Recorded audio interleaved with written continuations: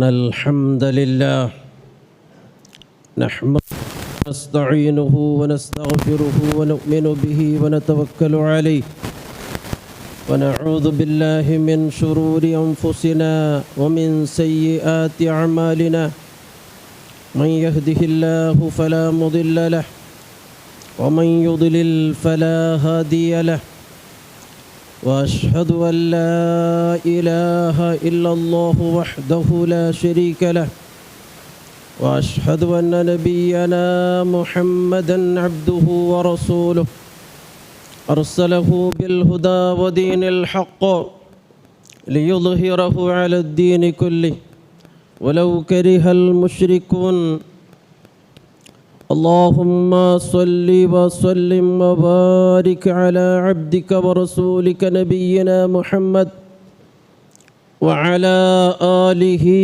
وصحبه ومن تبعهم بإحسان إلى يوم الدين. فيا أيها الإخوة والأخوات أوصيكم وإياي أولا بتقوى الله. يا أيها الذين آمنوا اتقوا الله حق تقاته ولا تموتن إلا وأنتم مسلمون. يا أيها الذين آمنوا اتقوا الله وقولوا قولا سديدا يصلح لكم أعمالكم ويغفر لكم ذنوبكم ومن يطع الله ورسوله فقد فاز فوزا عظيما. أما بعد فإن أصدق الحديث كتاب الله وخير السنن سنن محمد صلى الله عليه وسلم وشر الأمور محدثاتها وكل محدثة بدعة وكل بدعة ضلالة. إن أريد إلا الإصلاح ما استطعت وما توفيقي إلا بالله عليه توكلت وإليه أنيب. أعوذ بالله من الشيطان الرجيم. بسم الله الرحمن الرحيم. فخلف من بعدهم خلف أضاعوا الصلاة واتبعوا الشهوات فسوف يلقون غيا. رب اشرح لي صدري ويسر لي أمري واحلل عقدة من لساني يفقهوا قولي. ഏറെ ബഹുമാനമുള്ള ആദരണീയരായ സത്യവിശ്വാസികളും വിശ്വാസിനികളുമായ സഹോദരങ്ങളെ, സഹോദരിമാരെ, ജീവിതത്തിലുടനീളം തഖ്വയുള്ളവരായി ജീവിച്ച് അതേ അവസ്ഥയിലായി ഈ ലോകത്തോട് വിട പറയുവാൻ നാം ഓരോരുത്തരും നിരന്തരമായി പരിശ്രമിക്കണമെന്ന്, അതിനായി അള്ളാഹുവോട് സദാനേരവും ദുആ ഇരുന്നുകൊണ്ടിരിക്കണമെന്നും എന്നോടെന്ന പോലെ എല്ലാവരെയും ആദ്യമായി ഉണർത്തുകയാണ്, ഉത്ബോധിപ്പിക്കുകയാണ്. റബ്ബ് സുബ്ഹാനഹു വ തആല നമുക്ക് അതിന് തൗഫീക്ക് പ്രദാനം ചെയ്യുമാറാകട്ടെ. നമസ്കാരവുമായി ബന്ധപ്പെട്ട് കഴിഞ്ഞ ഖുത്ബയിൽ നാം സൂചിപ്പിച്ചതിൻ്റെ തുടർച്ചയായിട്ടാണ് ഇന്ന് കുറച്ച് കാര്യങ്ങൾ എനിക്ക് നിങ്ങളുടെ മുമ്പിൽ അവതരിപ്പിക്കാനുള്ളത്. നാം ചെയ്യുന്ന ശാരീരികമായ ഇബാദത്തുകൾ, ശാരീരികമായ ആരാധനകളിൽ വെച്ച് ഏറ്റവും അധികം പ്രാധാന്യം അർഹിക്കുന്ന ഇബാദത്ത്, ആരാധന, അത് നിസ്കാരമാണ് എന്നത് നമ്മുടെ ചെറുപ്പകാലം മുതൽക്ക് തന്നെ നാം കേട്ടുവരുന്ന ഒരു യാഥാർത്ഥ്യമാണ്. റസൂലുള്ളാഹി സ്വല്ലല്ലാഹു അലൈഹി വസല്ലമ പറഞ്ഞതായ ഒരു തിരുവചനം, ഇന്ന അവ്വല മാ യുഹാസബു ബിഹിൽ അബ്ദു യൗമൽ ഖിയാമത്തി മിൻ അമലിഹി സ്വലാത്തുഹു. നിശ്ചയമായും നാളെ പരലോകത്ത് അല്ലാഹു സുബ്ഹാനഹു വ തആല നമ്മുടെ വിശ്വാസത്തിൻ്റെ ശേഷം കർമ്മങ്ങൾ ഹിസാബ് ചെയ്യുമ്പോൾ, വിചാരണ ചെയ്യുമ്പോൾ ആദ്യമായി വിചാരണ ചെയ്യുന്നത് അത് നിസ്കാരത്തെ സംബന്ധിച്ചാണ് എന്ന് നബി സല്ലല്ലാഹു അലൈഹി വസല്ലമ പറയുന്നുണ്ട്. എന്ന് മാത്രമല്ല, ഫൈൻ സലുഹത്ത് ഫഖദ് അഫ്ലഹ വ അൻജഹ, ആ നിസ്കാരം അത് സ്വീകരിക്കപ്പെട്ട് ശരിയായ നിലക്ക് നിർവഹിക്കപ്പെട്ടാൽ, അള്ളാഹുവിൻ്റെ അടുക്കൽ അത് സ്വീകരിക്കപ്പെട്ട് കഴിഞ്ഞാൽ അവൻ രക്ഷപ്പെട്ടു, അവൻ വിജയിച്ചു, പിന്നെ അവൻ പേടിക്കേണ്ടതില്ല. വൈൻ ഫസദത് ഫഖദ് ഖാബ വ ഖസിറ, ഇനി ആ നിസ്കാരത്തിൽ എന്തെങ്കിലും കേടുപാട് വന്ന് ആ നിസ്കാരം ദുഷിച്ചു പോയാൽ, അത് കെട്ടതായി പോയാൽ അവൻ കഷ്ടത്തിലാണ്, നഷ്ടത്തിലാണ്, പരാജയത്തിലാണ് എന്ന് നബി സല്ലല്ലാഹു അലൈഹി വസല്ലമ നമ്മെ പഠിപ്പിക്കുകയുണ്ടായി. അപ്പോൾ നിസ്കാരത്തിൻ്റെ കാര്യത്തിൽ വിജയിക്കാനായാൽ മറ്റുള്ള എല്ലാ കർമ്മങ്ങളിലും അവന് ഒരു പ്രയാസവുമില്ലാതെ നിഷ്പ്രയാസം അവന് വിജയിക്കാൻ സാധിക്കും എന്ന് നബി സല്ലല്ലാഹു അലൈഹി വസല്ലമ ഈ ഹദീസിലൂടെ ഉണർത്തുകയുണ്ടായി.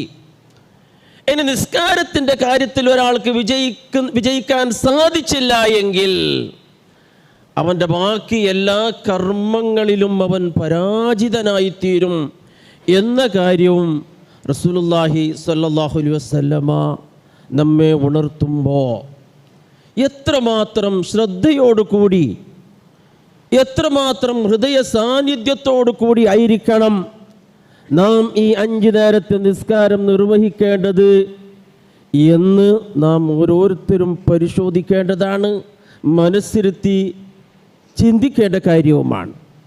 കാരണം നിസ്കാരത്തിലൂടെ നാം പോകുന്നത് ചിലപ്പോൾ നരകത്തിലേക്കായിരിക്കും എന്നുകൂടി അല്ലാഹു തആല നമ്മെ ഉണർത്തുന്നുണ്ട്. നിസ്കരിക്കാത്തവരല്ല, നിസ്കരിക്കുന്നവർ തന്നെ. നമുക്കൊക്കെ പരിചയമായ ചെറിയ ഒരു അധ്യായമാണ് സൂറത്തുൽ മാഊൻ എന്ന് പറയുന്നത്. ആ സൂറത്തുൽ മാഊനിലാണ് അല്ലാഹു തആല പറയുന്നത്, ഫവൈലുൽ ലിൽ മുസല്ലീൻ അല്ലദീന ഹും അൻ സ്വലാത്തിഹിം സാഹൂൻ. നിസ്കാരക്കാർക്കാണ് നാശമുള്ളത്. മനസ്സിലാക്കണം, നമ്മളിൽ പലരൊക്കെ നിസ്കരിക്കുന്ന ആൾ തന്നെ ചിലപ്പോൾ ചിന്തിക്കുന്നുണ്ടാകും, ലോകത്ത് എത്രയോ ആളുകൾ നിസ്കരിക്കാതിരിക്കുമ്പോൾ ഞാൻ എങ്ങനെയെങ്കിലും നിസ്കരിക്കുന്നുണ്ടല്ലോ എന്ന് ആശ്വസിക്കുന്നവരുണ്ടാകും. അത്തരത്തിൽ ആശ്വസിക്കാനുള്ള വക അവർക്ക് ഇല്ല എന്നാണ് ഈ ആയത്തിലൂടെ നാം മനസ്സിലാക്കേണ്ടത്. കാരണം അത്തരത്തിലുള്ള നിസ്കാരത്തിലൂടെ, അതെ, ഫവൈലുൽ ലിൽ മുസല്ലീൻ അല്ലദീന ഹും അൻ സ്വലാത്തിഹിം സാഹൂൻ, അവർ അവരുടെ നിസ്കാരത്തിൽ അനാസ്ഥ കാണിക്കുന്നവരാണ്, അശ്രദ്ധ കാണിക്കുന്നവരാണ് നിസ്കാരത്തിൽ. അങ്ങനെയുള്ള നിസ്കാരക്കാർ അവർ നരകത്തിലാണ്. വൈലുൽ ലിൽ മുസല്ലീൻ, അവർ സ്വർഗത്തിലേക്കല്ല എത്തിച്ചേരുന്നത്, പിന്നെ നരകത്തിലേക്കായിരിക്കുമെന്ന് അല്ലാഹു തആല അവിടെ ഉണർത്തുന്നുണ്ട്. അപ്പം നിസ്കാരത്തിലുള്ള അശ്രദ്ധ എന്ന് പറഞ്ഞാൽ എന്താണ്? അത് നമുക്ക് ഇതിനെ വ്യാഖ്യാനിച്ചും കൊണ്ട് ഖുർആൻ വ്യാഖ്യാതാക്കളൊക്കെ നമുക്ക് പറഞ്ഞു തന്നിട്ടുണ്ട്. എന്താണ് ഈ അശ്രദ്ധ എന്ന് പറഞ്ഞാൽ? മഹാനായ ഇബ്നു കസീർ റഹിമഹുല്ലാഹ് ഇതിനെ വിശദീകരിച്ചു കൊണ്ട് പറയുന്നത്, നിസ്കാരത്തെ അതിൻ്റെ ആദ്യ സമയത്തിൽ നിന്ന് പിന്തിച്ച് അവസാനത്തേക്ക് കൊണ്ടുപോയി വെക്കലാണ്. അത് നിസ്കാരത്തിൽ കാണിക്കുന്ന അനാസ്ഥയാണ്, നിസ്കാരത്തിൽ കാണിക്കുന്ന അശ്രദ്ധയാണ് എന്ന് ഇബ്നു കസീർ റഹിമഹുല്ലാഹ് പറയുന്നുണ്ട്. പലപ്പോഴും ഞങ്ങളിൽ പലർക്കും സംഭവിക്കുന്നതാണ്. ഇനിയും സമയമുണ്ടല്ലോ, പ്രത്യേകിച്ചും പെണ്ണുങ്ങൾക്ക്, സ്ത്രീകൾക്ക് ഒരടുക്കളയിലും പാചകമുണ്ടാക്കുന്നതിലും എല്ലാം വ്യാപൃതരായി കുറേ അവസാനം കൊണ്ടുപോയി, അവസാനം ചിലപ്പോൾ നിസ്കാരത്തിൻ്റെ സമയവും കഴിഞ്ഞിട്ടുണ്ടാകും. അപ്പം അതുകൊണ്ട് മഹാനായ ഇബ്നു കസീർ റഹിമഹുല്ലാഹ് പറയുന്നുണ്ട്, നിസ്കാരം അതിൻ്റെ ആദ്യത്തെ സമയത്തെയും വിട്ട് അവസാനത്തെ സമയത്തേക്ക് കൊണ്ടുപോയി വെക്കുക, അത് നിസ്കാരത്തിൽ കാണിക്കുന്ന അശ്രദ്ധയാണ്. അല്ലാഹു തആല പറഞ്ഞ ഫവൈലുൽ ലിൽ മുസല്ലീന അല്ലദീന ഹും അൻ സ്വലാത്തിഹിം സാഹൂൻ എന്ന് പറഞ്ഞ ആ വിഭാഗത്തിൽ അവർ പെടും. രണ്ടാമത് അദ്ദേഹം പറയുന്നത്, നിസ്കാരത്തിൻ്റെ ആ ഷർത്തുകളും ഫർളുകളും നിബന്ധനകളും എല്ലാം തന്നെ പാലിക്കാതെ, നിസ്കാരത്തിൽ എന്തെല്ലാം പാലിക്കണമെന്ന് കൽപ്പിക്കപ്പെട്ടിട്ടുണ്ടോ അതെല്ലാം പാലിക്കാതെ നിസ്കരിക്കുന്നവരാണ്. അതും അള്ളാഹു പറഞ്ഞ ഈ അനാസ്ഥ കാണിക്കുന്ന നിസ്കരിക്കുന്നവർ എന്ന് പറഞ്ഞ ആ വിഭാഗത്തിൽ അവർ പെടും. കപടവിശ്വാസികളുടെ നിസ്കാരത്തെ പറ്റി അല്ലാഹു തആല സൂറത്തുൻ നിസാഇൽ 142-ാമത്തെ ആയത്തിൽ അല്ലാഹു നമുക്ക് പറഞ്ഞു തരുന്നുണ്ടല്ലോ, വൈദാ ഖാമു ഇലസ്സലാത്തി ഖാമു കുസാലാ. നിസ്കരിക്കാൻ വേണ്ടി നിൽക്കുമ്പോൾ അവർ വളരെ ഉദാസീനരായിട്ട് അവർ നിസ്കരിക്കും. നിസ്കാരത്തിൽ എന്താണ് പറയുന്നത് എന്ന ഒരു ശ്രദ്ധയും അവർക്കുണ്ടാവൂല. ഒരു വ്യായാമം പോലെയാണ് അവർ നിസ്കരിക്കുന്നത്. പിന്നെ എന്തിനാണ് അവർ അങ്ങനെ നിസ്കരിക്കുന്നത്? ഇസ്ലാമിക് സൊസൈറ്റിയിലെ ഒരു മെമ്പറായി അവർ അറിയപ്പെടാൻ വേണ്ടിയാണ്. മനസ്സിലായില്ലേ? അവരൊരു മെമ്പറായി അറിയപ്പെടണം. അങ്ങനെ മെമ്പറായി അറിയപ്പെടുമ്പോൾ ഇസ്ലാമായതിൻ്റെ മുസ്ലിമീങ്ങൾ കിട്ടുന്ന ഒരുപാട് സൗകര്യങ്ങൾ അതൊക്കെ അവർക്കും ലഭിക്കും. അതിന് വേണ്ടിയാണ് അവർ നിസ്കരിക്കുന്നത്, അല്ലാതെ അള്ളാഹുവിൻ്റെ അടുക്കൽ പ്രതിഫലം കിട്ടാൻ വേണ്ടിയല്ല. കപടവിശ്വാസികളുടെ നിസ്കാരത്തെ പറ്റി, മുനാഫിക്കുകളുടെ നിസ്കാരത്തെ പറ്റി അല്ലാഹു തആല പറഞ്ഞ കാര്യമാണ്. അപ്പോൾ അതുകൊണ്ട് പ്രിയമുള്ള സഹോദരങ്ങളെ, അനാസ്ഥയോടുകൂടിയുള്ള അശ്രദ്ധയോടുകൂടിയുള്ള നിസ്കരിക്കുന്ന സന്ദർഭത്തിൽ പറയുന്ന ദിക്റുകൾ എന്താണ്, ആയത്തുകൾ എന്താണ് എന്നതിനെ സംബന്ധിച്ച് ഒരു ബോധവുമില്ലാതെ നിസ്കരിക്കുന്നവരും, അങ്ങനെയുള്ള നിസ്കാരവും ഉത്സാഹമില്ല, നശാത്ത് ഉന്മേഷമില്ലാതെ ഉള്ള നിസ്കാരം, അത്തരത്തിലുള്ള നിസ്കാരവും ഈ മതിമറന്ന ഈ അനാസ്ഥയുടെ നിസ്കാരങ്ങളുടെ കൂട്ടത്തിൽ പെടുമെന്ന് മഹാനായ ഖുർആൻ വ്യാഖ്യാതാക്കൾ പറയുന്നുണ്ട്. ഉദാഹരണമായി റസൂലുള്ളാഹി സ്വല്ലല്ലാഹു അലൈഹി വസല്ലമയുടെ ഒരു ഹദീസിൽ കാണാം, റസൂലുള്ളാഹി സ്വല്ലല്ലാഹു അലൈഹി വസല്ലമ ഒരിക്കൽ മദീന പള്ളിയിലേക്ക് വന്നപ്പോൾ അവിടെ 2 തൂണുകൾക്കിടയിൽ കയറ് കെട്ടിയിട്ട് കാണുന്നു. റസൂലുള്ളാഹി മദീന പള്ളിയിലേക്ക് കടന്നു വരുമ്പോൾ കാണുന്നതാണ് 2 തൂണുകൾക്കിടയിൽ കയറ്, ഒരു തൂണിന്ന് അപ്പുറത്തെ തൂണിലേക്ക് ഇങ്ങനെ കയറ് കെട്ടിയിട്ടുണ്ട്, നല്ല ഭദ്രമായ നിലക്ക്. അപ്പൊ റസൂലുള്ളാഹി സ്വല്ലല്ലാഹു അലൈഹി വസല്ലം തങ്ങൾ കേക്കറ്, മാ ഹാദൽ ഹബൽ, എന്തിനായിട്ട് ഈ കയറ്, ഈ വള്ളി, ഇത് ആരാണ് കെട്ടിയത്, എന്തിനെ? അപ്പൊ നബി സല്ലല്ലാഹു അലൈഹി വസല്ലം തങ്ങൾ അവിടെ ചൊന്നാറ്, അത് അന്നൽ ഹബ്ല ലി സൈനബ ബിൻത് ജഹ്ഷ്, സൈനബ റളിയല്ലാഹു തആല അൻഹായുടെ കയറാണ്, സൈനബ കെട്ടിയ കയറായിട്ട് കയറിയിട്ട് അത് നിസ്കാരത്തിൽ അവർക്ക് സഹായകരമാകുന്നതിന് വേണ്ടി, നിസ്കാരത്തിൽ അവർ നിസ്കരിച്ചോടിക്കുമ്പോൾ, പ്രത്യേകിച്ചും രാത്രിയിലുള്ള നമസ്കാരമാണ് അല്ലെ, ഉറക്കുന്ന എഴുന്നേറ്റുള്ള നിസ്കാരം, ഖിയാമുൽ ലൈലൊക്കെ നിസ്കരിക്കുന്ന ആ സന്ദർഭത്തിൽ ക്ഷീണമുണ്ടാകുമ്പോ ഒന്ന് ആ കയറി ഇങ്ങനെ പിടിച്ച് ആ ക്ഷീണമൊന്ന് മാറ്റുന്നതിന് വേണ്ടിയാണ് അങ്ങനെ ഒരു കയറ്, ഒരു വള്ളി ഇങ്ങനെ കെട്ടിയത് ഉണ്ട്. റസൂലുള്ളാഹി സ്വല്ലല്ലാഹു അലൈഹി വസല്ലം തങ്ങൾ ചൊന്തു, ഹുല്ലു, ആ കയർ അയച്ചു വെക്കറൂ, ആ കയർ അവിടുന്ന് അയച്ചു വെക്കറൂ. എന്നിട്ട് റസൂലുള്ളാഹി സ്വല്ലല്ലാഹു അലൈഹി വസല്ലം തന്റെ കൂടെയുള്ളവരട്ട് ചൊന്തു, ലിയുസല്ലി അഹദുക്കും നശാതഹു ഫൈദാ ഫതറ ഫല്യഖഉദ്, നിങ്ങളിൽ ആരെങ്കിലും നിസ്കരിക്കുമ്പോൾ ഉന്മേഷമുള്ള സന്ദർഭത്തിൽ, ആക്റ്റീവായ സന്ദർഭത്തിൽ അവൻ നിസ്കരിക്കട്ടെ. ഉന്മേഷമില്ലേ അവൻ അവിടെ ദയിക്കട്ടെ, അവിടെ ഇരിക്കട്ടെ. ഒന്നുകിൽ ആ നിസ്കാരം അവസാനിപ്പിച്ച് വേഗം സലാം വീട്ടി അവിടെ അവൻ ദയിക്കണം എന്ന് നബി സല്ലല്ലാഹു അലൈഹി വസല്ലം അവിടുന്ന് പഠിപ്പാട്ടുന്നു. ഉന്മേഷത്തോടു കൂടിയുള്ള നിസ്കാരമാകണം, അല്ല എങ്കിൽ ആ നിസ്കാരം കൊണ്ട് കാര്യമില്ല. കാരണം എന്താണ്? ഉന്മേഷമില്ലാതെ നിസ്കരിക്കുമ്പോൾ, പ്രത്യേകിച്ചും ഉറക്കം തൂങ്ങിയിട്ടൊക്കെ നിസ്കരിക്കുമ്പോൾ അവൻ്റെ വായിലൂടെ അവൻ നല്ലതാണെന്ന് വിചാരിച്ച് പറയുന്നത് പലപ്പോഴും സ്വന്തം ശരീരത്തിന് എതിരായിട്ടുള്ള പ്രാർത്ഥനയായിരിക്കുമെന്ന് ഹബീബായ റസൂൽ പഠിപ്പാട്ടുന്നുണ്ട്. ഇദാ നഅസ അഹദുക്കും വഹുവ യുസല്ലി ഫല്യർഖുദ്, നിങ്ങളിൽ ആർക്കെങ്കിലും ഉറക്കം തോന്നുന്നുണ്ടെങ്കിൽ, ഉറക്കം വരുന്നുണ്ടെങ്കിൽ നിസ്കരിക്കുമ്പോ ആ ഉറക്കത്തോടു കൂടി അവൻ നിസ്കരിക്കണ്ട, അവൻ ഉറങ്ങട്ടെ കുറച്ചു നേരം.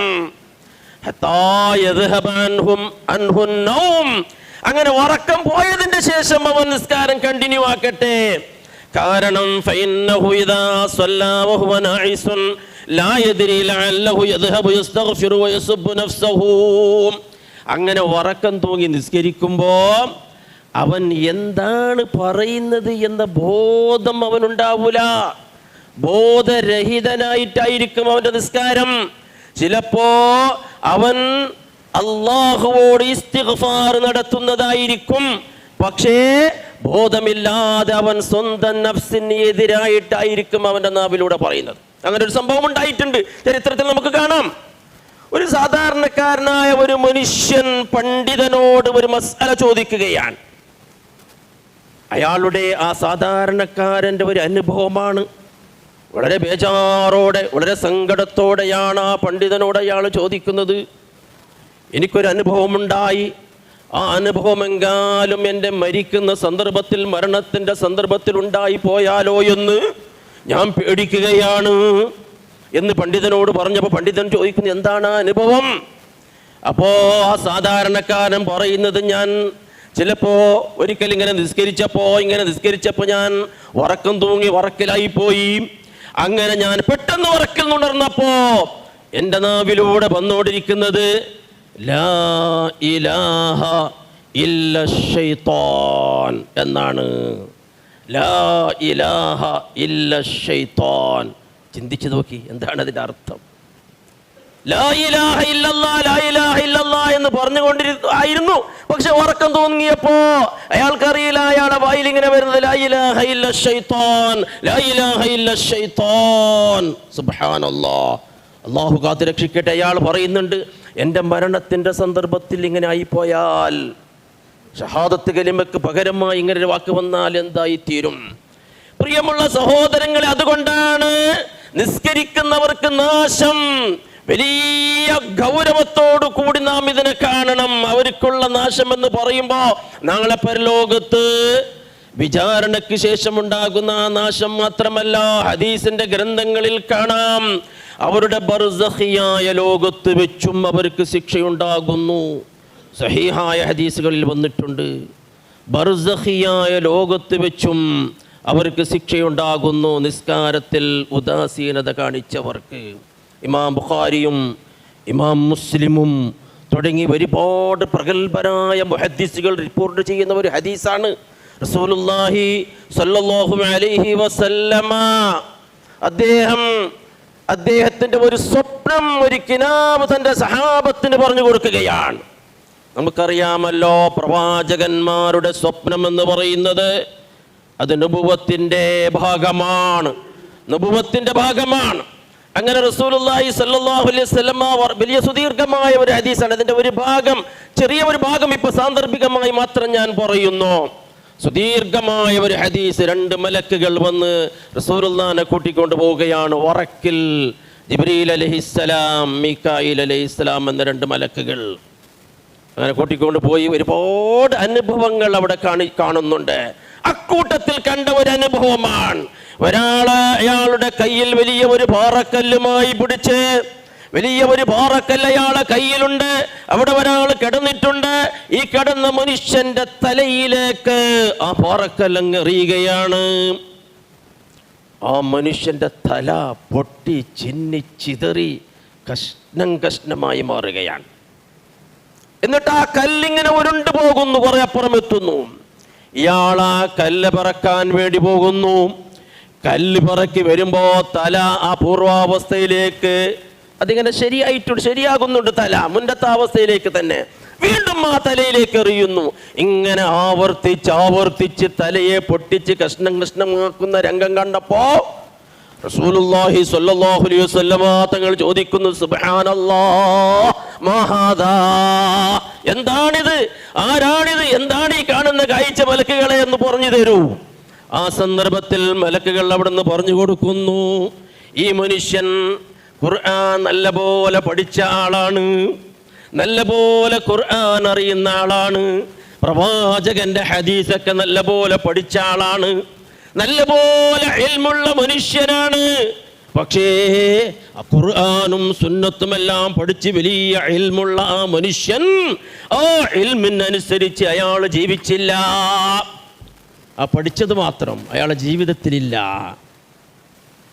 പിന്നീട് 2ാമത്തെ കാരണമായി പറയുന്നത്, ഇന്നഹു യനാമു അനിസ് സ്വലാത്തിൽ മക്തൂബ ഫർള് നിസ്കരിക്കാതെ കിടന്നുറങ്ങുന്നവൻ, ഫർള് നിസ്കരിക്കുന്നില്ല, ഫർള് നിസ്കാരത്തിന്റെ സന്ദർഭത്തിൽ കിടന്നുറങ്ങുന്ന മനുഷ്യൻ. എൻ്റെ സഹോദരങ്ങളെ, സഹോദരിമാരെ, നാം ഓരോരുത്തരും നമ്മുടെ നെഞ്ഞത്തേക്ക് കൈവച്ച് പറയണം, ഇന്ന് വെള്ളിയാഴ്ച ദിവസം ഖൈറുൽ അയ്യാം, ദിവസങ്ങളുടെ കൂട്ടത്തിൽ ഏറ്റവും ഖൈറായ ദിവസമാണല്ലോ. എത്ര പേർക്ക് ഇന്ന് സുബ്ഹി നമസ്കാരം അള്ളാഹുവിന്റെ പള്ളിയിൽ വന്ന് ഇമാമും ജമാഅത്തായി നിസ്കരിക്കാൻ അവസരം കിട്ടിയ ഭാഗ്യം കിട്ടി? നിങ്ങൾ സ്വന്തം നിങ്ങളെ നഫ്സിനോട് ചോദിച്ചാൽ മതി.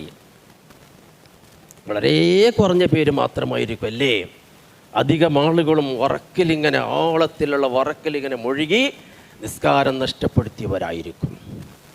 ചിന്തിച്ചു നോക്കി നിങ്ങൾ. നിങ്ങളുടെ ദുന്യാവിന്റെ കാര്യമാകുമ്പോ, നിങ്ങൾക്ക് എവിടെയെങ്കിലും നിങ്ങളുടെ വ്യാപാര വ്യവഹാരവുമായി ബന്ധപ്പെട്ടോ അല്ലെങ്കിൽ മറ്റോ നിങ്ങൾക്ക് യാത്രയോ മറ്റോ പോകേണ്ടി വരുമ്പോ ഏത് പാതിരാത്രിയിലും നിങ്ങൾ എണിച്ചു പോകാൻ നിങ്ങൾ തയ്യാറാകുന്നില്ലേ? എന്തെങ്കിലും വിഷമമുണ്ടാകുന്നുണ്ടോ? എയർപോർട്ടിലേക്ക് പോകേണ്ടി വന്നാൽ, റെയിൽവേ സ്റ്റേഷനിലേക്ക് പോകേണ്ടി വന്നാൽ നിങ്ങൾ പോകുന്നുണ്ടല്ലോ. പക്ഷേ അള്ളാഹുവിൻ്റെ വിളിക്ക് ഉത്തരം ചെയ്ത് പള്ളിയിലേക്ക് നിസ്കാരത്തിന് വരുമ്പോൾ ഉറക്കും മറ്റുമായിട്ട് എൻ്റെ പ്രിയമുള്ള സഹോദരങ്ങളെ, വളരെ ഗൗരവത്തോടു കൂടി കാണേണ്ട വിഷയമാണ്. കഴിഞ്ഞ ആഴ്ച നാം കുറേ ഇളവുകളെ പറ്റിയൊക്കെ നാം സംസാരിച്ചു. നിസ്കാരം എന്ന് പറയുന്നത് അത് വളരെ കൃത്യനിഷ്ഠയോടുകൂടി നിർവഹിക്കേണ്ടതാണ്. എങ്കിലും ചില നീക്കുപോക്കുകളെ പുറമിപ്പുറമാക്കാൻ ഇസ്ലാം അനുവാദം നൽകിയത് നാം ഇവിടെ വിശദീകരിച്ചു. ജംഅ്, ഖസ്ർ എന്നൊക്കെ പറയുന്ന ഇസ്ലാമിലെ ചില ഇളവുകളെ സംബന്ധിച്ച് നാം മനസ്സിലാക്കി കഴിഞ്ഞ ഖുത്ബയിൽ. അതിൽ ജംഇനെ പറ്റി നാം പറഞ്ഞു. ചില ആളുകൾക്കൊക്കെ ജം എന്താണ്, ഖസ്ർ എന്താണ്, അങ്ങോട്ടും ഇങ്ങോട്ടും കൺഫ്യൂഷനായി പോകുന്നുണ്ട്. ഖസ്ർ എന്ന് പറയുന്നത് അത് യാത്രക്കാർക്ക് മാത്രമുള്ളതാണ്. ജം അങ്ങനെയല്ല. ചിലപ്പോൾ നാട്ടിൽ താമസിക്കുന്നവർക്ക് ചില പ്രത്യേകമായ സാഹചര്യങ്ങളിൽ, ചില പ്രത്യേകമായ സന്ദർഭങ്ങളിലൊക്കെ അവർക്ക് അനുവാദമുള്ളതാണ്. അത് കഴിഞ്ഞ ഖുത്ബയിലൊക്കെ നാം വിശദീകരിച്ചതാണ്. ജംഇനെ പറ്റി, ഖസ്റിനെ പറ്റി നാം മനസ്സിലാക്കണമെന്ന് കുറച്ച്. ഖസ്ർ എന്ന് പറഞ്ഞാൽ എന്താണ്? 4 റക്അത്തുള്ള നമസ്കാരം അത് 2 റക്അത്തായി നിർവഹിക്കുക, അതിനെയാണ് ഖസ്ർ എന്ന് പറയുന്നത്. ഇത് ഇസ്ലാം നമുക്ക് അനുവദിക്കുന്നുണ്ട്. യാത്രക്കാർക്ക് ഖസ്ർ അനുവദിക്കുന്നു എന്ന് മാത്രമല്ല, പ്രവാചകൻ തൻ്റെ യാത്രയിൽ അത് ഉപേക്ഷിച്ചിട്ടേയില്ല. ഖസ്റായി മാത്രമാണ് നിസ്കരിച്ചത് എന്ന് ഹദീസിൽ കാണാം, പരിശുദ്ധ ഖുർആനിലും കാണാം. സൂറത്തുൻ നിസായിലെ 101-ാമത്തെ ആയത്തിൽ വഇദാ ളറബതും ഫിൽ അർളി ഫലൈസ അലൈക്കും ജുനാഹുൻ അൻ തഖ്സുറു മിനസ് സ്വലാത്ത്, നിങ്ങൾ യാത്രയിലാകുമ്പോൾ, ഭൂമിയിൽ നിങ്ങൾ യാത്ര ചെയ്യുമ്പോൾ നിങ്ങൾക്ക് നിസ്കാരം ചുരുക്കുന്നത് തെറ്റില്ല, അല്ലാഹു പറയുന്നു. റസൂലുള്ളാഹി സ്വല്ലല്ലാഹു അലൈഹി വസല്ലം തങ്ങളുടെ കൂടെ യാത്ര ചെയ്യാൻ അവസരം കിട്ടിയ ഒരു സഹാബിയാണ് മഹാനായ അബ്ദുല്ലാഹി ഇബ്നു ഉമർ റളിയല്ലാഹു തആല അൻഹു. അബ്ദുല്ലാഹി ഇബ്നു ഉമർ റളിയല്ലാഹു അൻഹു പറയുന്നുണ്ട്, ഞാൻ റസൂലുള്ളാഹിന്റെ കൂടെ യാത്രയിലുണ്ടായിരുന്നു, പല യാത്രയിലും റസൂലുള്ളാഹിന്റെ കൂടെ ഞാൻ ഉണ്ടായിരുന്നു. അപ്പോൾ അല്ലാഹുവിന്റെ റസൂൽ 2 റക്അത്തിൽ 4 റക്അത്തുള്ള നിസ്കാരം 2 റക്അത്തിൽ അധികമായി നിർവഹിച്ചിട്ടില്ല. ഇതായിരുന്നു റസൂലുള്ളാഹിന്റെ സുന്നത്ത്. വീണ്ടും അദ്ദേഹം പറയുന്നു, റസൂലുള്ളാഹിന്റെ വഫാത്തിന്റെ ശേഷം അബൂബക്കർ റളിയല്ലാഹുവിന്റെ കൂടെ ഞാൻ യാത്ര ചെയ്തിട്ടുണ്ട്, എൻ്റെ സ്വന്തം അബ്ബയായ ഉമർ റളിയല്ലാഹുവിന്റെ കൂടെ ഞാൻ യാത്ര ചെയ്തിട്ടുണ്ട്, ഉസ്മാൻ റളിയല്ലാഹു അൻഹുവിന്റെ കൂടെ ഞാൻ യാത്ര ചെയ്തിട്ടുണ്ട്. അവരെല്ലാം റസൂൽ നിർവഹിച്ചതുപോലെ 4 റക്അത്തുള്ള നിസ്കാരം 2 റക്അത്ത് ഖസ്റായി അവർ നിർവഹിക്കുമായിരുന്നു. ഇത് റസൂലുള്ളാഹിന്റെ ഒരു സുന്നത്താണ്, യാത്രയിൽ ഖസ്ർ എന്നുള്ളത്. റസൂൽ അതിനെപ്പറ്റി ചോദിച്ചപ്പോൾ റസൂൽ പറഞ്ഞത് എങ്ങനെയാണ്? ഇത് സദക്കയാണ്, അള്ളാഹു തരുന്ന സദക്കയാണ്. അള്ളാഹ് നിങ്ങൾക്ക് തരുന്ന സദക്ക നിങ്ങൾ 2 കൈ നീട്ടി നിങ്ങൾ പിടിക്കോറൂ. അപ്പൊ യാത്രയിൽ നിങ്ങൾ 4 റക്അത്ത് നിസ്കരിക്കേണ്ട ആവശ്യമില്ല. അള്ളാഹ് തന്റെ സദക്ക നിങ്ങൾ അത് മുറുകെ പിടിക്കോറുണ്ടാണ് റസൂൽ ഒരിക്കൽ ചൊന്നത് സഹാബത്തിരട്ട. അതേപോലെ യാത്രയിൽ റസൂലുള്ളാഹി സ്വല്ലല്ലാഹു അലൈഹി വസല്ലം, ഇതൊക്കെ നിങ്ങൾ മനസ്സിലാക്കണം. യാത്രയൊക്കെ നമ്മൾ ചെയ്യുന്നവരാണല്ലോ, പല നാട്ടിലേക്കൊക്കെ അതൊക്കെ അറിഞ്ഞിരിക്കണം. നിസ്കാരക്കാർക്ക് ഇതെല്ലാം മനസ്സിലാക്കിയിരിക്കണം. പിന്നീട് റസൂലുള്ളാഹി സ്വല്ലല്ലാഹു അലൈഹി വസല്ലം യാത്രയിൽ സുന്നത്ത് നിസ്കാരം നിർവഹിച്ചിരുന്നില്ല. ഫർളിന്റെ മുമ്പും പിമ്പുമുള്ള സുന്നത്ത് റസൂലുള്ളാഹി യാത്രയിൽ നിർവഹിച്ചിരുന്നില്ല. കാരണം അള്ളാഹു നൽകിയ ഒരു ഇളവാണത്, അത് ഉപയോഗിച്ചിരുന്നു അവിടെ. അതേ അവസരത്തിൽ 2 സുന്നത്ത് റസൂലുള്ളാഹി ഒഴിവാക്കിയിരുന്നുമില്ല, അത് നാം മനസ്സിലാക്കണം. യാത്രയിലും റസൂലുള്ളാഹി ഒഴിവാക്കിയിട്ടില്ല 2 സുന്നത്ത്. അത് ഒന്ന് ഫജ്റിന്റെ മുമ്പുള്ള സുന്നത്താണ്, സുബ്ഹിക്ക് മുമ്പുള്ള സുന്നത്ത് അല്ലാഹുവിന്റെ റസൂൽ യാത്രയിൽ ഒഴിവാക്കിയിട്ടില്ല. രാത്രിയിലുള്ള വിത്ർ നിസ്കാരം അതും ഒഴിവാക്കിയിട്ടില്ല. അത് യാത്രയിലും അല്ലാഹുവിൻ്റെ റസൂൽ കൊണ്ട് നടന്നിരുന്നു. യാത്ര എന്ന് പറയുന്നത് തൻ്റെ നാട്ടിൽ നിന്ന്, ഗ്രാമത്തിൽ നിന്ന്, ടൗണിൽ നിന്ന് പുറപ്പെട്ടതിൻ്റെ ശേഷമാണ് ആ നിസ്കാരം തുടങ്ങേണ്ടത്. വീട്ടിൽ വെച്ചിട്ട് ഖസ്റായി നിസ്കരിക്കാൻ, അല്ലെങ്കിൽ യാത്രയുടെ ഭാഗമായ ഖസ്ർ ജംഅ് അത് വീട്ടിൽ നിന്നിട്ടാകാൻ പാടില്ല. ഗ്രാമം വിട്ട് കിടക്കണം. ഗ്രാമം വിട്ട് കടന്നതിൻ്റെ ശേഷം അയാൾക്ക് എന്താക്കാം? ഖസ്റും ജംഉമാക്കാം. ഇനി യാത്രയായി പരിഗണിക്കണമെങ്കിൽ എന്ത് വേണം? പലപ്പോഴും പലരും ചോദിക്കുന്ന ചോദ്യമാണ്. അതായത് എത്ര കിലോമീറ്റർ സംബന്ധമായിട്ട് ഇവിടെ നാം മനസ്സിലാക്കണം. പണ്ഡിതന്മാർക്ക് അഭിപ്രായമുണ്ട്. അതിൽ 2 പ്രധാനമായ അഭിപ്രായമാണ് ഞാനിവിടെ പറയുന്നത്. ഒന്ന്, റസൂലുള്ളാഹി സ്വല്ലല്ലാഹു അലൈഹി വസല്ലമ തങ്ങൾ ഒരിക്കൽ മക്കക്കാരെ വിളിച്ചിട്ട് പറഞ്ഞു, ലാ തഖ്സുറു ഫി അഖല്ലി അർബഅത്തിൻ മിൻ ബുർദ്. മക്കക്കാരെ, നിങ്ങൾ 4 ബുർദിനേക്കാൾ കുറഞ്ഞ ദൂരമുള്ള സ്ഥലങ്ങളിലേക്ക് യാത്ര ചെയ്യുമ്പോൾ നിങ്ങൾ ഖസ്റാക്കരുത്. 4 ബുർദ് എന്നാണ് ഹദീസിലുള്ളത്. 4 ബുർദിനെ പണ്ഡിതന്മാർ പറഞ്ഞത്, ഒരു ബുർദ് എന്ന് പറഞ്ഞാൽ 20 കിലോമീറ്റർ. അപ്പം 4 ബുർദ് എന്ന് പറയുമ്പോൾ 80 കിലോമീറ്റർ. ഇത് ഏകദേശം അപ്രോക്സിമേറ്റ്ലി ആണ്. എന്ന് പറഞ്ഞാൽ 1 2 അപ്പുറപ്പുറമായാൽ പ്രശ്നമല്ല. അപ്പോൾ 4 ബുർദ് 80 കിലോമീറ്ററോളം ദൂരമുള്ള യാത്രയാണെങ്കിൽ ആ യാത്രയിൽ ഈ ഖസ്ർ അഥവാ യാത്രയുടെ ഖസ്ർ അതവിടെ ഉപയോഗപ്പെടുത്താം. ഇതൊരു അഭിപ്രായമാണ്, ബലമായ അഭിപ്രായമാണ്. രണ്ടാമത്തെ ഒരു അഭിപ്രായവും അവിടെയുണ്ട്. കിലോമീറ്ററിനെ അടിസ്ഥാനമാക്കേണ്ടതില്ല. യാത്ര എന്ന് പറയുന്ന ഏത് യാത്രയായാലും മതി. ചിലപ്പോൾ അങ്ങനെ ഉണ്ടാകും, 80-100 കിലോമീറ്ററൊക്കെ താണ്ടി നടക്കുന്ന അത്ര, ചിലപ്പോൾ അതിനേക്കാളും കുറഞ്ഞ കിലോമീറ്ററിൽ തന്നെ അയാൾ അനുഭവിച്ചിട്ടുണ്ടാകും. യാത്രയാണ്. അപ്പൊ അതുകൊണ്ട് യാത്ര എന്ന് പറയുന്ന ഏത് യാത്രയിലും ഖസ്റിന്റെ ആനുകൂല്യം ഉപയോഗപ്പെടുത്താം. പിന്നെ എത്ര ദിവസം വരെ ആകാമെന്നതാണ്. അവിടെയും പണ്ഡിതന്മാർക്ക് അഭിപ്രായമുണ്ട്. ആ വിഷയത്തിൽ ഹദീസുകളൊക്കെ വന്നിട്ടുണ്ട്. ഒരു ഹദീസിൽ 3 ദിവസം എന്ന് മാത്രം നമുക്ക് കാണാം. 3 ദിവസം വരെ ഖസ്റും ജംഉമാക്കാം. 3 ദിവസം കഴിഞ്ഞാൽ പിന്നെ പൂർത്തിയാക്കണം. മറ്റൊരു ഹദീസിൽ, ഇമാം മുസ്ലിമിന്റെ ഹദീസിൽ 19 ദിവസം എന്ന് കാണാം.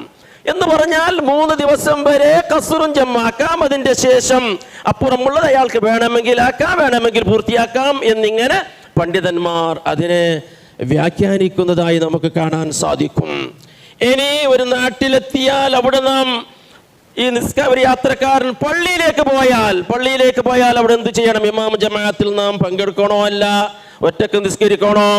അവിടെ നാം മനസ്സിലാക്കേണ്ടത്, ഒരു നാട്ടിൽ ഇമാം ജമാഅത്ത് നടക്കുമ്പോൾ ആ ഇമാമിന്റെ കൂടെയാണ് നാം കൂടേണ്ടത്. അതിന് വലിയ പ്രതിഫലമുണ്ട്. ഒന്ന് പള്ളിയാണ്, മറ്റൊന്ന് ഇമാം ജമാഅത്തിന്റെ കൂലി.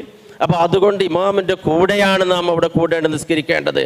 ഇമാമിന്റെ കൂടെ നിസ്കരിക്കുമ്പോൾ പിന്നെ അവിടെ നാം രണ്ടാക്കാൻ പറ്റൂല. ഇമാം നിസ്കരിക്കുന്നത് പോലെ പൂർത്തിയായിട്ട് നിസ്കരിക്കണം. അതാണ് അവിടെ ഞാൻ യാത്രക്കാരനല്ലേ എന്ന് പറഞ്ഞിട്ട് ഇമാമിന്റെ പിന്നിൽ അങ്ങനെ പാടില്ല. കാരണം അല്ലാഹുവിന്റെ റസൂൽ പറഞ്ഞത്, ഇന്നമാ ജുഇലൽ ഇമാമു ലിയുതമ്മ ബിഹി. ഇമാം നിശ്ചയിക്കപ്പെട്ടത് പരിപൂർണമായി അദ്ദേഹത്തെ പിൻപറ്റാനാണ്. പരിപൂർണമായി ഇമാമിനെ പിൻപറ്റണം. അപ്പോ അതുകൊണ്ട് ഒരു യാത്രക്കാരൻ ജമാഅത്തിൽ പങ്കെടുത്താൽ പൂർണ്ണമായിട്ട് തന്നെ നിസ്കരിക്കണം എന്നാണ്. മനസ്സിലായില്ലേ? പൂർണ്ണമായി നിസ്കരിക്കണം. ഇനി ഒരാൾക്ക് നിസ്കാരം, യാത്രക്കാരൻ പള്ളിയിലേക്ക് എത്തിയപ്പോൾ ഇശാ നിസ്കരിക്കുന്നുണ്ട്, പക്ഷെ ഇവന് മഗ്രിബും ഇശായും ബാക്കിയുണ്ട്, എന്നാൽ ഇശാ ആദ്യം നിസ്കരിക്കാമോ? പാടില്ല. നിസ്കാരത്തിൽ തർത്തീബ് വേണം. ആദ്യം ളുഹർ, പിന്നെ അസ്ർ, മഗ്രിബ്, ഇശാ, തർത്തീബ് നിർബന്ധമാണ്. ഇതൊക്കെ നാം അറിഞ്ഞിരിക്കേണ്ട മസലയാണ്. ഇമാമിന്റെ കൂടെ നിസ്കരിക്കുമ്പോൾ ഇമാം ഇശാനെ നിസ്കരിക്കാം, ഞാൻ ഇശ ആദ്യം നിസ്കരിക്കാം പിന്നെ മഗ്രിബ്, അത് പറ്റൂല. ആദ്യം മഗ്രിബ് നിസ്കരിക്കാം പിന്നെ ഇശയാണ് നിസ്കരിക്കേണ്ടത്. അപ്പോൾ അവിടെ നാം മനസ്സിലാക്കണം, ഇമാം ഇശ നിസ്കരിക്കുമ്പോൾ 4 റക്അത്താണല്ലോ, പിന്നെ മഗ്രിബ് എനിക്ക് ബാക്കിയുണ്ടല്ലോ, ഞാൻ എങ്ങനെ ഇമാമിന്റെ കൂടെ കൂടും? പ്രശ്നമല്ല. നീ ഇമാമിന്റെ കൂടെ ഇശ നിസ്കരിക്കുന്ന ഇമാമിന്റെ കൂടെ മഗ്രിബിന്റെ നിയ്യത്തോട് കൂടി നീ പ്രവേശിക്കുക. മഗ്രിബിന്റെ നിയ്യത്തോട് കൂടി ഇമാമിന്റെ കൂടെ പ്രവേശിച്ചിട്ട് എന്നിട്ട് ഇമാമ് 1 2 3 റക്അത്ത് നിസ്കരിച്ച് 4ാമത്തിലേക്ക് വരുമ്പോൾ നീ എണിക്കണ്ട, നീ അവിടെ ദയിച്ചാൽ മതി. നീ 3ാമത്തെ നിന്റെ റക്അത്തിൽ ദയിച്ചാൽ മതി. എന്നിട്ട് ദയിച്ചിട്ട് ഇമാമ നൃത്തത്തിലേക്ക് പോയി 4ാമത്തെ റക്അത്ത് നിസ്കരിച്ച് 2ാമത് അവിടെ വന്ന് ദയിച്ച് എന്നിട്ട് ഇമാം സലാം വീട്ടിയതിന് ശേഷം നീ സലാം വീട്ടിയാൽ മതി. പിടിയായിട്ടില്ലേ? കാരണം മഗ്രിബ് നിസ്കാരം നിനക്ക് 3 റക്അത്ത് തന്നെയാണ്, 4 റക്അത്തില്ല. പക്ഷെ ഇമാമിന്റെ കൂടെ നിസ്കരിക്കുമ്പോൾ ഇമാമ 4ാമത്തെ റക്അത്തിൽ നിസ്കരിച്ച് വന്ന് അവിടെ ദയിച്ചിട്ട് അതുവരെ നീ അവിടെ ദയിക്കണം, സലാം വിട്ടാതെ ഇമാമിനെ കാത്തോണ്ട് ദയിക്കണം. അപ്പം ഇമാം 4-ാമത്തെ റക്അത്തിലേക്ക് നിസ്കാരം കഴിഞ്ഞ് അങ്ങനെ അത്തഹിയ്യാത്ത് ഇമാം സലാം പറഞ്ഞതിൻ്റെ ശേഷം സലാം വീട്ടിയതിന് ശേഷം പിന്നെ നീ സലാം വീട്ടിയാൽ മതി. അപ്പോൾ നിനക്ക് മഗ്രിബ് കിട്ടി ഇമാം ജമാഅത്തിൻ്റെ കൂലിയോടുകൂടി. പിന്നെ ഇശാ നിസ്കാരം 2 റക്അത്ത് നിസ്കരിച്ചെങ്കിലായിട്ട്. പ്രിയമുള്ള സഹോദരങ്ങൾ, ഇതൊക്കെ നിസ്കാരവുമായി ബന്ധപ്പെട്ട് നാം അറിഞ്ഞിരിക്കേണ്ട ചില മസലകളാണ്. എന്തുകൊണ്ട് ഇതെല്ലാം പറയുന്നു? കാരണം നിസ്കാരത്തിൻ്റെ കാര്യം അത്രത്തോളം പ്രധാനപ്പെട്ടതാണ് എന്ന് മനസ്സിലാക്കിക്കൊണ്ടാണ്. അല്ലാഹു സുബ്ഹാനഹു വ തആല വളരെ കൃത്യനിഷ്ഠയോടുകൂടി നിസ്കരിക്കുന്ന യാതൊരു വിധത്തിലുള്ള ഉദാസീനതയോ അനാസ്ഥയില്ലാതെ അള്ളാഹു സ്വീകരിക്കുന്ന നിലക്ക് നിസ്കരിക്കുന്ന നിസ്കാരക്കാരുടെ കൂട്ടത്തിൽ അള്ളാഹു സുബ്ഹാനഹു വ തആല നമ്മുടെ നിസ്കാരത്തെ ഉൾപ്പെടുത്തുമാറാകട്ടെ. അഖൂലു ഖൗലി ഹാദാ അസ്തഗ്ഫിറുല്ലാഹൽ അളീമ ലീ വലക്കും വഅസ്തഗ്ഫി അന്നി വഅൻകും വഅൻ ജമീഇൽ മുസ്ലിമീന വൽ മുഅ്മിനീന അജ്മഈൻ ഫസ്തഗ്ഫിറൂഹു ഇന്നഹു ഹുവൽ ഗഫൂറുർ റഹീം.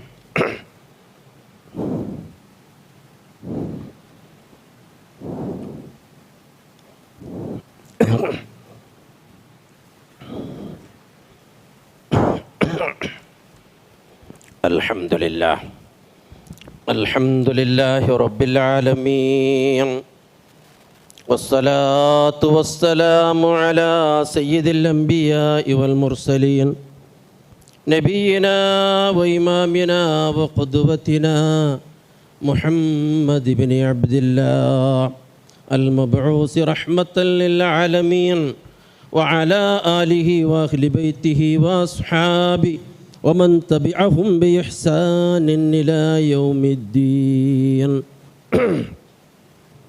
أما بعد فيا أيها الناس اتقوا الله سبحانه وتعالى في السر والعلن وكونوا مع الصادقين. സഹോദരങ്ങളെ സഹോദരിമാരെ, പുതിയ ഒരു വർഷത്തിലേക്ക് നാം പ്രവേശിച്ചിരിക്കുകയാണല്ലേ. 2026 മുസ്ലിമീങ്ങളെ സംബന്ധിച്ചിടത്തോളം നമുക്ക് ഒരു പ്രത്യേകമായ ഒരാഘോഷമോ ആഹ്ലാദമോ ആർമാദമോ ഒന്നുമില്ല. നമ്മളെ സംബന്ധിച്ചിടത്തോളം ഇത് ആത്മപരിശോധനയുടെ ആത്മവിചാരണത്തിൻ്റെ നാളുകളാണ്. ഈ 2026 പ്രവേശിക്കുമ്പോൾ ഇന്നലെയാണല്ലോ പുതിയ പുതുവർഷമുണ്ടായത്. ലോകത്ത് തന്നെ ശ്രദ്ധേയമായ ഒരു സംഭവം ഇന്നലെ ഉണ്ടായത് ഞാൻ നിങ്ങളെ ഓർമ്മപ്പെടുത്തുകയാണ്. നമുക്കതിൽ ചില പാഠങ്ങളൊക്കെ ഉണ്ട്, അത് മനസ്സിലാക്കാൻ വേണ്ടിയാണ്. അതെന്താണെന്ന് വെച്ചാൽ, ഒരു 34 വയസ്സ് പ്രായമുള്ള ഒരു ചെറുപ്പക്കാരൻ അമേരിക്കയുടെ പ്രധാനപ്പെട്ട സിറ്റി ന്യൂയോർക്ക് സിറ്റിയുടെ മേയറായി ഇന്നലെ സത്യപ്രതിജ്ഞ ചെയ്ത ഒരു ദിവസമായിരുന്നു. 34 വയസ്സ് പ്രായമുള്ള ഒരു മുസ്ലിമായ ഒരു ചെറുപ്പക്കാരൻ. ആ ചെറുപ്പക്കാരൻ്റെ പേരാണ് സുഹ്റാൻ മംദാനി എന്നാണ്. സുഹ്റാൻ മംദാനി എന്ന പേരറിയപ്പെടും. നിങ്ങളൊക്കെ അത് വായിച്ചിട്ടുണ്ടാകും. എങ്കിലും അത് വായിക്കാത്തവർ ശ്രദ്ധിക്കാത്തവരുണ്ടെങ്കിൽ അതിലൊക്കെ നമുക്ക് പാഠമുണ്ട്. അദ്ദേഹം ഇന്നലെ സത്യപ്രതിജ്ഞ ചെയ്തു, ന്യൂയോർക്കിൻ്റെ മേയറായും കൊണ്ട്. ഇവിടെ നാം മനസ്സിലാക്കേണ്ടത് എങ്ങനെയാണ് അദ്ദേഹം സത്യപ്രതിജ്ഞ എന്നറിയാമോ? അദ്ദേഹത്തിൻ്റെ ആ തുടിക്കുന്ന ആ വാക്കുകൾ, ത്രസിക്കുന്ന വാക്കുകളൊക്കെ വളരെ ശ്രദ്ധേയമാണ്. പരിശുദ്ധ ഖുർആനിൻ്റെ 3 കോപ്പികൾ കയ്യിൽ പിടിച്ച്, ഖുർആനിൻ്റെ 3 കോപ്പികൾ കയ്യിൽ പിടിച്ച് അതിൽ തൊട്ടും കൊണ്ടാണ് അദ്ദേഹം സത്യപ്രതിജ്ഞ ചെയ്തത് എന്ന് നാം ശ്രദ്ധിക്കണം. ഇത് എവിടെയാണ് നടക്കുന്നത്? ലോകത്തിലെ തന്നെ ഏറ്റവും വലിയ ജനാധിപത്യ രാഷ്ട്രമെന്നറിയപ്പെടുന്ന, ഏറ്റവും വലിയ പ്രബല ശക്തിയായി അറിയപ്പെടുന്ന അമേരിക്കയിലെ ന്യൂയോർക്കിൽ വെച്ചാണ് ഇത് നടക്കുന്നത്. അത് തന്നെ ജൂതന്മാരും ക്രിസ്ത്യാനികളും ധാരാളമുള്ള ആ നാട്ടിൽ അങ്ങനെയുള്ള ഒരു സദസ്സിൽ വെച്ചിട്ടാണ് സത്യപ്രതിജ്ഞ അവിടെ നടക്കുന്നത്. പരിശുദ്ധ ഖുർആൻ തൊട്ടും കൊണ്ട് അദ്ദേഹം നടത്തിയതായിരിക്കുന്ന പ്രസ്താവനകൾ പല പത്രങ്ങളിലും വന്നിട്ടുണ്ട്. അദ്ദേഹം പറയുന്നുണ്ട്, I will not change who am I. അദ്ദേഹം പറഞ്ഞ വാക്കാണ്, മനസ്സിലാക്കണം. I will not change who am I. ഞാൻ ആരാണ് എന്നുള്ളത് ഞാനൊരിക്കലും മാറ്റില്ല. എന്തൊരു ധീരതയുള്ള വാക്കാണ്. ഞാൻ ആരാണ്? I am a Muslim. I am a Muslim. ഞാനൊരു മുസ്ലിമാണ്. Apart from that I am a democratic and I am a socialist. ഞാനൊരു ഡെമോക്രാറ്റിക്കും സോഷ്യലിസ്റ്റുമാണ്, മനുഷ്യസ്നേഹിയാണ്, നിങ്ങളുടെ കൂടെ ഉണ്ടാകും. അദ്ദേഹം പറഞ്ഞ വാക്കായിരുന്നു അദ്ദേഹം. I will not change who am I. ഞാൻ ആരാണ് എന്നുള്ളത് ഞാൻ ഒരിക്കലും മാറ്റൂല. ഹൗ ഐ ഈറ്റ്, ഞാൻ എന്താണ് തിന്നുന്നത് എന്നതും അതിലും ഞാൻ വ്യതിചലിക്കൂല. കാരണം ഞാൻ മുസ്ലിം ആകുമ്പോൾ എനിക്ക് കുറെ തിന്നുന്നതിലും നിയന്ത്രണമുണ്ട്. ജൂതന്മാർക്കും ക്രിസ്ത്യാനികൾക്കും പലതും തിന്നാം, എനിക്കങ്ങനെയല്ല, ചിലതൊക്കെ തിന്നാൻ പാടില്ലാത്തതുണ്ട്. അതിലും ഞാൻ അല്പം പോലും വ്യതിചലിക്കുകയില്ല. The faith that I am proud to call my own, ഞാൻ അഭിമാനിക്കുന്നതായ, ഞാൻ കൊണ്ടു നടക്കുന്ന ഒരു ഫെയ്ത്ത്, ഒരു വിശ്വാസം എനിക്കുണ്ട്. അതിൽ നിന്ന് ഞാൻ അളവ് പോലും ഞാൻ വ്യതിചലിക്കൂല. നോക്കണം, I will no longer look for myself in the shadows, I will find myself in the light. ഞാൻ ഷാഡോസിൽ, നിഴലുകളിൽ മാത്രം എന്നെ തിരിച്ചറിയുന്ന ആള് ഞാൻ ഒരിക്കലും ആവില്ല. വെള്ളി വെളിച്ചത്തിൻ്റെ പ്രകാശത്തിൻ്റെ മുന്നിൽ നിന്നിട്ട് ഞാനാണ് എന്ന് ഉറക്കെ പറയും. ഇത് എപ്പോഴാണ് പറഞ്ഞത്? അദ്ദേഹത്തിൻ്റെ എലക്ഷൻ ക്യാമ്പയിനിൻ്റെ സന്ദർഭത്തിൽ അദ്ദേഹം പറഞ്ഞതാണ്. ഈ പറഞ്ഞ വാക്കുകൾ ഇന്നലെ മിക്കവാറും എല്ലാ പത്രങ്ങളിലും അതേപോലെ അദ്ദേഹത്തിൻ്റെ വാക്ക് കോട്ട് ചെയ്ത് നമുക്ക് കാണാൻ സാധിക്കും. അതാണ് അദ്ദേഹത്തെ വിജയത്തിലേക്ക് കൊണ്ടെത്തിച്ചത്. ജനങ്ങൾ അദ്ദേഹത്തിൽ വിശ്വാസം അർപ്പിച്ചു. ഇന്ന് ഇസ്ലാമോഫോബിയ ധാരാളമായി പ്രചരിച്ചു കൊണ്ടിരിക്കുന്ന, അത് തന്നെ പ്രത്യേകിച്ചും പാശ്ചാത്യ നാടുകളിൽ നിന്നിട്ട് അതിങ്ങനെ പ്രചരിപ്പിച്ചു കൊണ്ടിരിക്കുന്ന ആ സന്ദർഭത്തിൽ ആ ജനങ്ങൾ തിങ്ങി നിറഞ്ഞ ജൂതന്മാരുടെയും ക്രിസ്ത്യാനിമാരുടെയും ഇടയിൽ വെച്ച് ഞാനൊരു മുസ്ലിമാണ് എന്ന് ആത്മാഭിമാനത്തോടെ, ജാള്യതയില്ലാതെ, കാപട്യമില്ലാതെ തുറഞ്ഞു പറഞ്ഞ ആ മനുഷ്യന്റെ പേരാണ് സഹ്റാൻ മംദാനി. ഇത് നമുക്ക് മാതൃകയാകണം പ്രിയമുള്ളവരെ, പ്രത്യേകിച്ചും യുവാക്കൾക്ക്. ഏത് സന്ദർഭത്തിലും അള്ളാഹുവിൻ്റെ കിതാബ് നാം മുറുകെ പിടിക്കാൻ, ആദർശത്തിൽ അളവ് പോലും വ്യതിചലിക്കാതിരിക്കാൻ നാം ഓരോരുത്തരും ശ്രദ്ധിക്കാൻ, നമുക്കിത് മാതൃകയാകണമെന്ന് ഉണർത്താൻ വേണ്ടിയാണ് ഈ സന്ദർഭം, ഈ അദ്ദേഹത്തിൻ്റെ ആ സത്യപ്രതിജ്ഞ നിങ്ങളെ ഓർമ്മിപ്പിച്ചത്. റബ്ബ് സുബ്ഹാനഹു വ തആല നമ്മുടെ ആദർശത്തിൽ അടിയുറച്ച് വിശ്വസിക്കുവാൻ റബ്ബ് നമുക്കെല്ലാം തൗഫീക്ക് പ്രദാനം ചെയ്യുമാറാകട്ടെ. പ്രിയമുള്ള സഹോദരങ്ങളെ, ഒരുപാട് പേര് പ്രാർത്ഥിക്കാൻ വേണ്ടി പറഞ്ഞിട്ടുണ്ട്. ഉമ്മമാർക്ക് വേണ്ടി, അബ്ബമാർക്ക് വേണ്ടിയെല്ലാം റബ്ബ് സുബ്ഹാനഹു വ തആല എല്ലാവിധ മാരക രോഗങ്ങളിൽ നിന്ന് അവരെയും നമ്മളെയും എല്ലാവരെയും അല്ലാഹു തആല കാത്തുരക്ഷിക്കുമാറാകട്ടെ. അതേപോലെ ഇന്ന് പള്ളിയുടെ കലക്ഷനാണ്. എല്ലാവരും ഉദാരമായ നിലക്ക് സംഭാവന ചെയ്യണമെന്ന് പ്രത്യേകമായി ഉണർത്തുന്നു. റബ്ബ് സുബ്ഹാനഹു വ തആല നമ്മുടെ സൽകർമ്മങ്ങൾ പൂർണ്ണമായ പ്രതിഫലത്തോടു കൂടി അല്ലാഹു തആല സ്വീകരിക്കുമാറാകട്ടെ. നാളെ പരലോകത്ത് അവൻ്റെ ജന്നാത്തുൽ ഫിർദൗസിൽ ഉയർന്ന സ്ഥാനമാനങ്ങൾ അലങ്കരിക്കുന്ന വിഭാഗത്തിൽ അല്ലാഹു നമ്മെ ഉൾപ്പെടുത്തുമാറാകട്ടെ. അല്ലാഹുമ്മ ഗ്ഫിർ ലിൽ മുഅ്മിനീന വൽ മുഅ്മിനാത്ത് വൽ മുസ്ലിമീന വൽ മുസ്ലിമാത്ത് അൽ അഹ്യാഇ മിൻഹും വൽ അംവാത്ത് ഇന്നക മുജീബു ദഅവാതി വയാ ഖാദിയൽ ഹാജാത്ത്.